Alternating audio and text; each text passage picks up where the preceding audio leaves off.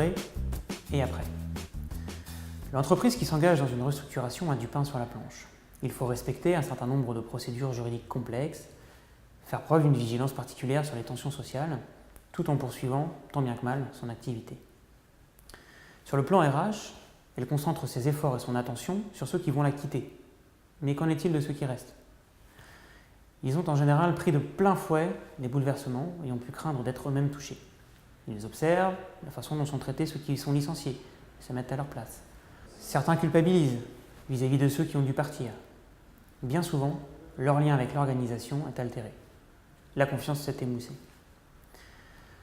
Au lendemain de toute réorganisation, il y a un enjeu majeur, celui de générer une dynamique qui permettra à l'entreprise de se relancer, pour permettre au corps social de se reconstruire et de renouer avec l'envie.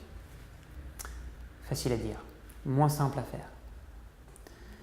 Tout d'abord, il est essentiel d'ouvrir de façon symbolique une nouvelle page dans l'histoire de l'entreprise, en actant par exemple la fin de la restructuration.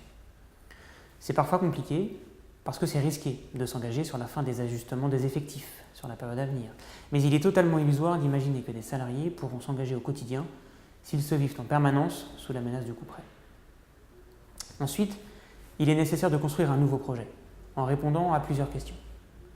Quelle est la raison d'être de l'entreprise ou du site ? Où voulons-nous aller ensemble ? Et quel projet RH en découle ? Ce nouveau projet doit proposer un nouvel horizon qui permette aux collaborateurs de s'extraire des tensions d'hier.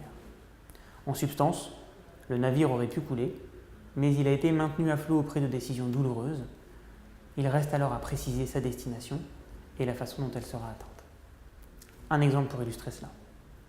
Au moment de sa réorganisation, le directeur général d'Orange Web savait, devant ses collaborateurs, comparer le groupe au Titanic. C'est parce que cette entreprise a su ensuite définir un projet mobilisateur qu'elle a généré un engagement sans précédent de ses salariés et a ainsi quasiment doublé ses parts de marché en France en 5 ans. Pour que cela fonctionne, l'idéal est de définir ce cap en impliquant largement les collaborateurs. Mais ce n'est pas simple de les solliciter sur un exercice de ce type après une restructuration. C'est pourtant en les associant dès l'amont qu'ils seront ensuite pleinement mobilisés pour mettre en œuvre ce projet. Sur la base de cette ambition nouvelle, vient ensuite le temps où l'entreprise doit adresser un message formel à chacun de ses salariés qui leur dise en substance « vous êtes réembauchés ». Enfin, l'entreprise devra valoriser les premiers résultats obtenus, rendus possibles par la réorganisation menée en amont. C'est comme cela qu'elle légitimera et renforcera sa démarche et restaurera la confiance.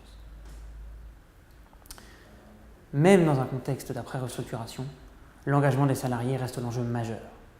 Il ne s'agit pas seulement d'un thème sur lequel disserter dans les colloques RH. Pour une entreprise, c'est un objectif à adresser à travers une démarche concrète, opérationnelle, structurée, dont les résultats devront être pilotés.